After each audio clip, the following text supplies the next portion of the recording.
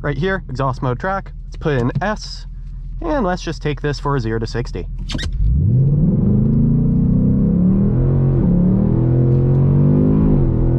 There's 60. Before this video begins, make sure to subscribe and turn on notifications so you never miss an upload. Also, be sure to check out my affiliate links down below so you can get discounts on different car mods and products. Alrighty, let's get into the drive.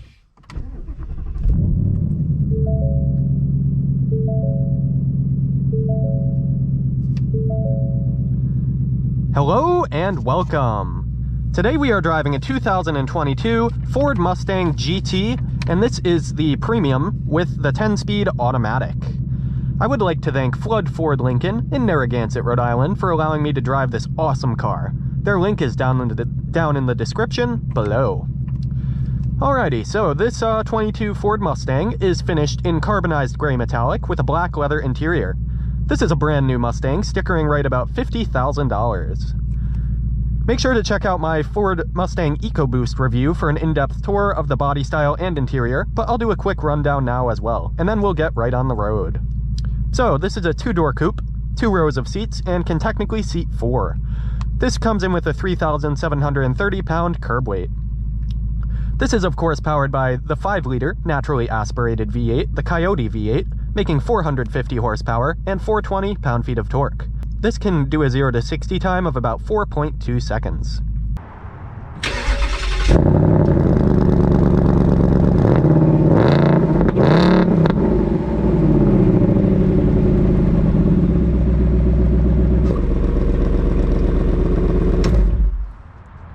This is once again mated with the 10-speed shiftable automatic, the one co-developed by Ford, and it can also come with a 6-speed manual. This is a rear-wheel drive Mustang. For MPG, you get 15 city, 24 highway, and 18 MPG combined out of a 16-gallon fuel tank. You ride on 18-inch wheels, those are alloys, with 235s all around. You also do get ventilated front and rear disc brakes. As for safety, you get auto high beams, blind spot monitoring, and lane departure alert. This Mustang GT rides on 4-wheel independent suspension with struts in the front and multi-link in the rear. This comes with a rear limited slip differential and a 3.15 rear axle ratio. This also comes with active exhaust, which lets you control the volume out the back exhaust tips. Those are going to be quad tips in here, so you can make it really loud, really quiet, or somewhere in between. And currently we are in track mode in idle. And that just about wraps up the quick run-through of this Mustang GT. Make sure to check out my Ford Mustang EcoBoost video review out on the channel. And then there you can get a much more in-depth review and teardown of all the features of this Mustang. But here we will get out on the road in just one moment. Alrighty, and let's get this Mustang out on the road. So this does have, of course, the automatic shifter. It does have normal park, reverse, neutral drive, and then down below that has S for sport. And this does have paddle shifters, so we'll be testing those out in a little bit, as well as doing a 0 to 60. And taking you on a mix of some highway roads and then some smaller roads. And of course, hopefully you can hear me. I have the exhaust in track mode, but I'll show you the active exhaust. So right here, you push this little Mustang emblem, you go to exhaust mode, you can go to quiet. Alrighty, let's get out on the road.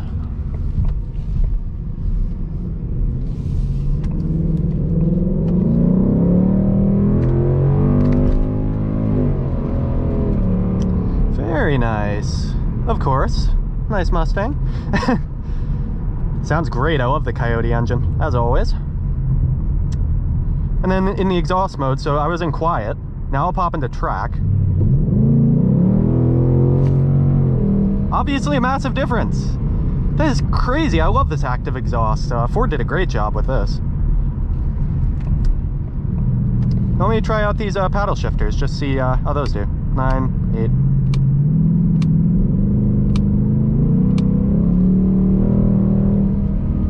Very nice.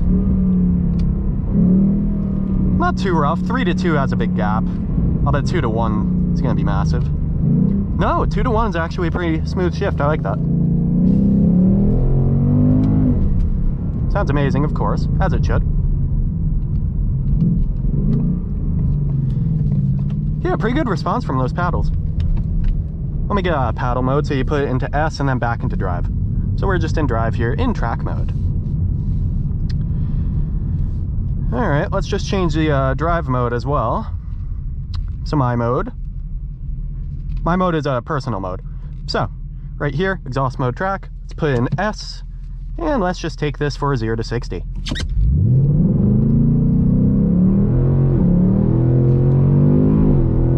There's 60. Got some spin. It's only about 35 degrees out here, 37. It is pretty hard to get some traction. This rides on 235 tires, but it did a pretty good job. It's very smooth. I felt secure. I didn't feel like I was going to slide or anything. I do have traction on, of course. I'm not trying to destroy any dealership's tires, so I'm keeping traction on for now. Dang, this Coyote sounds amazing. It is in sport mode, of course, but even if you just go back into normal drive, although it'll drive more of an economy functioned way, it still is really nice. Another cool thing about the Mustang in here, it has a cluster appearance, so you can change how it looks a little bit in there. And you also have My Color, where you can get RGB, red, green, blue. You can get custom colors for all your ambient lighting in here. It's pretty nice. And yeah, so I drove recently a Ford Mustang EcoBoost Premium as well. It had a pretty similar interior, the nice big infotainment system. This has, I think, Sync 4 now, if not Sync 3. Sync 4 may be in the new Mustang, coming out in 2024 model year. And this is still the, you know, the standard Mustang you'd get right now. This is a brand new model. Backup camera is actually very good, which I like because so many backup cameras are very low quality. But yeah, this is pretty good. And you can change up the steering feel in here. So you can do that through down here. There's a little toggle. So you can go between normal steering, sport steering, and comfort. So I was in normal. Let's try sport. It does tighten up a good bit. It truly does.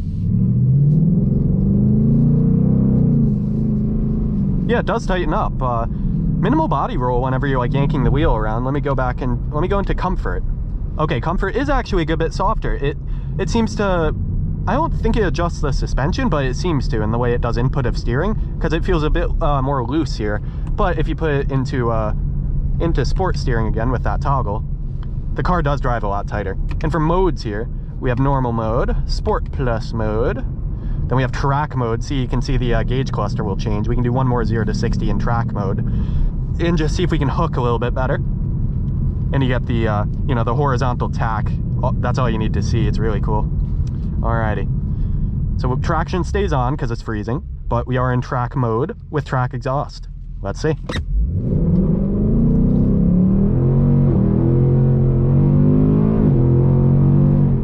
Okay. Feels awesome. Definitely. It starts to pull a little bit sideways, but it seems to actually understand it, yet not bog you down. It doesn't have a very aggressive, you know, like crushing traction control system, which is great for drivers and enthusiasts. So I appreciate that. And yeah, that was definitely a good pull. It pulls pretty dang hard. Sounds amazing doing it. It likes to stay in the gear, which is good. The 10-speed isn't like jumping like up to like 4th or 5th gear to do a 0 to 60. It tries to get everything it can until it hits redline out of this Coyote, which I very much enjoy.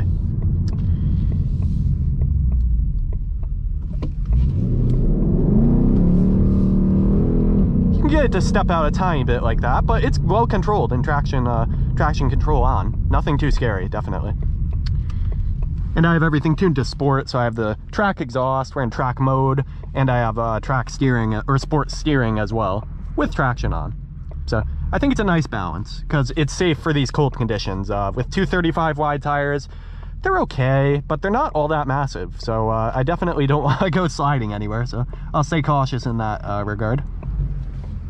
I definitely prefer to. Visibility out the sides is actually pretty decent. It's much better than a Camaro. I haven't driven a Camaro, a newer one, but I've driven the couple gens old one.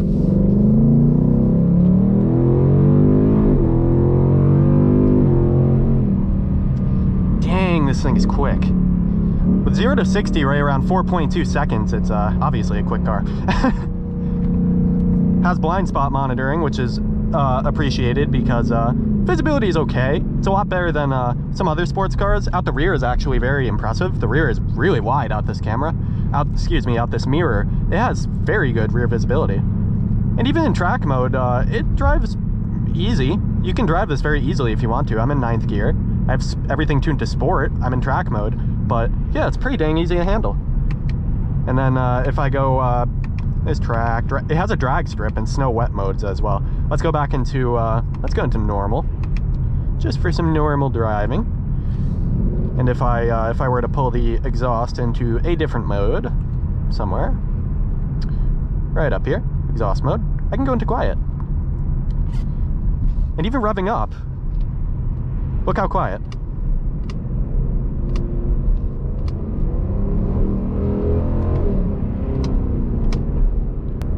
Very quick response on upshifts. Not so much on downshifts. It's a little quicker on that response with the paddles. And to pull out a paddle, you just pull it back into sport and back down to drive and back into drive. But yeah, this is very manageable to drive day to day, but it sounds a heck of a lot better in track mode, and it really does a good job. It's a quad tip exhaust in the rear. You hear a nice burble. Even I'm at 1400 RPM. This is very nice. As for body roll going through corners, it's very minimal from the couple I've taken so far. It's not invisible to body roll, but it is very, very light. This thing sounds amazing. Wow, it sounds like pretty raw, actually, down in the lower RPMs when you're getting on it. Before you get up higher, it has like a little bit of a burbling sound to it as you're driving. I like that. And of course, the paddles are actually pretty good. Yeah, they're pretty quick. Both ways, going up and down, they're actually, through gears, they are pretty quick to reply. So I like that. And for passing power in here, let's do a quick little pass. I would say it's adequate. Certainly adequate for passing power. Nothing bad at all. And sounds amazing doing it. But it's very well composed, actually. As long as you're driving this carefully, it's pretty easy to handle. So that's very good, because there are a lot of, you know, irresponsible Mustang drivers, to say the least, across the internet. But as for me, I've never driven a GT Mustang in this gen with a Coyote, and yeah, it really does handle pretty well, pretty easily, pretty approachable. As for tire noise, it's a little bit loud. Wind noise is pretty quiet, but tire noise is a bit on the loud side. Nothing too bad though. And for cornering here,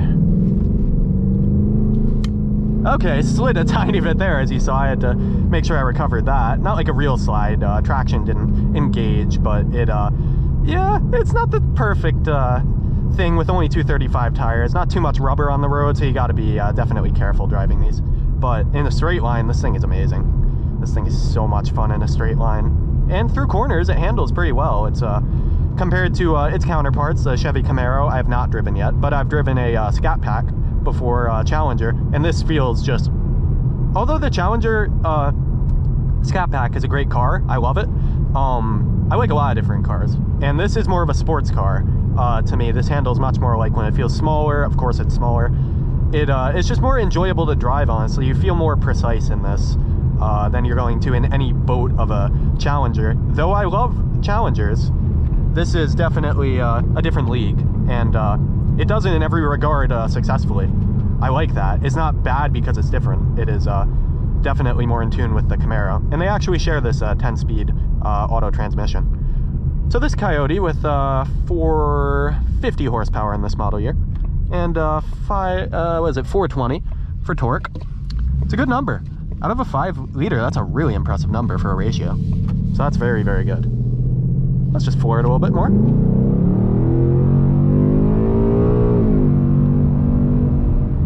And it keeps perfect traction, of course. When you're going in a straight line, there's no worries of anything. It handles very well. For bumps, it's not the most smooth, though. This is a bit of a bouncy road, I'll admit. This is not the smoothest road. But both the tire noise are kind of loud, and the, well, the ride is okay. It's not, nothing stellar. However, it's much better than Mustangs of old. I drove a 2000 Mustang GT with the old 4.6. That thing was horrible compared to this, for ride and handling. So that thing felt like you were driving a tank down the road. This feels very tight, well composed, and precise.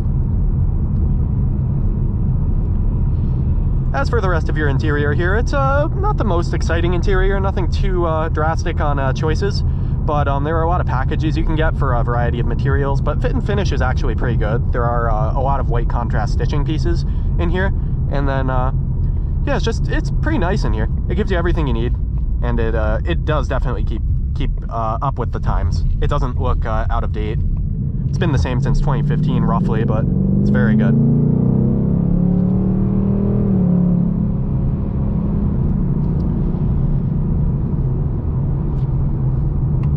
And that's only in normal mode, what I've been driving in for the last couple minutes, and still sounds great because of the exhaust, active exhaust mode in track. And yeah, I really enjoy driving this thing. The brakes feel really nice as well. They're actually not all that touchy. They're very capable when you need them, but they're pretty soft and easy to play with, actually. They're not anything that's gonna like slam you forwards, and like the first time you drive this car you're gonna tap and, you know, slam into the windshield. It's nothing like that. These are actually very well balanced, well weighted, and they feel very confidence inspiring, which is especially important in a sports car like the Mustang. So very good, very good. And of course this does share you know, its main style with the EcoBoost Mustang, so there's nothing too much different in those. This is more in the performance and of course the engine change. This 5.0 Coyote, wow, I love the sound of this thing. The 6.4 from the 6.4 Hemi from the Scat Pack sounds good as well, but I agree with a lot of enthusiasts that this Coyote is definitely the best of the three American V8s at the moment.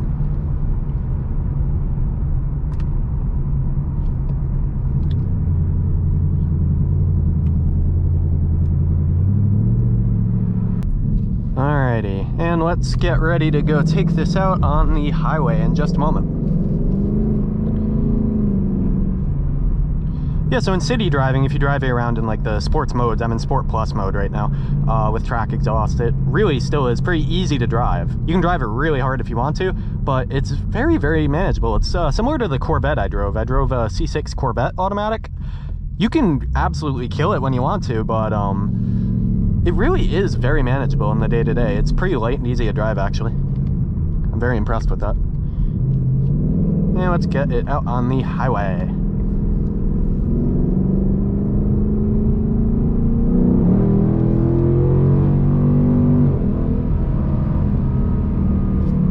Wind noise picks up around like 70 miles an hour, but it's still pretty good until you're like above 70. It's really nothing too bad, so that's good. Nice and easy.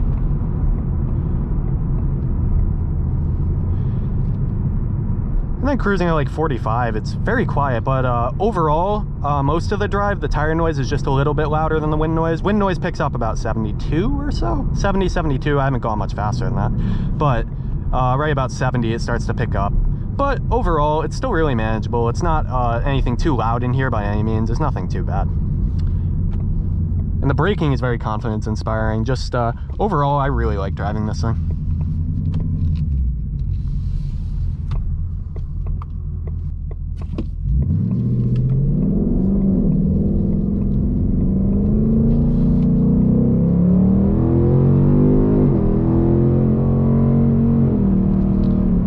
So easy to get to 60 in this thing. Just wants to keep going so much faster. I'm not sure the top speed on a Mustang. I assume it's electronically limited, but it could be up there big time. Alrighty, so for my final thoughts on this 2022 Ford Mustang GT 10-speed automatic. I really like this thing. Within the value range also, this is about $50,000 new in this current market at the time of filming.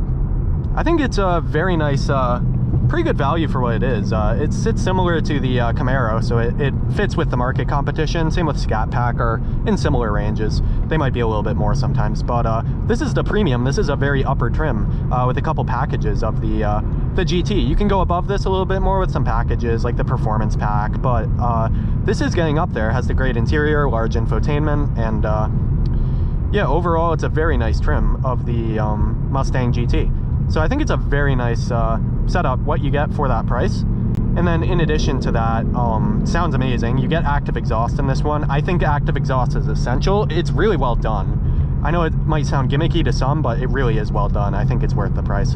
And then otherwise for handling, it's very good. 235 tires though. You might want to put some wider tires on this if you drive in the winter. I don't know. I'm an idiot. I do car reviews in the middle of winter in a Mustang, so don't take too much advice from me on that. But Yeah, overall, it handles very well. The steering is nice. You can adjust the steering very effectively. Those modes actually do have a pretty large impact as well. And then, very nice gauge cluster. You get the full digital in this one, in the upper deluxe trim, or the GT Premium, excuse me. And then, yeah, overall, interior is very nice. It's a typical Mustang. It's not a luxury car, but it's well fit and finished. Has some pretty decent material variations. And then otherwise, I think it's very good for the price. You get some real performance out of this. You can have some real fun, and it is really quick at 4.2 with a great 10-speed transmission. Alrighty, thank you very much to Flood Ford Lincoln in Narragansett, Rhode Island, for allowing me to do a quick review and, of course, test drive this. Thank you so much to them. Alrighty, as always, drive with passion. Thank you very much for watching, and take care.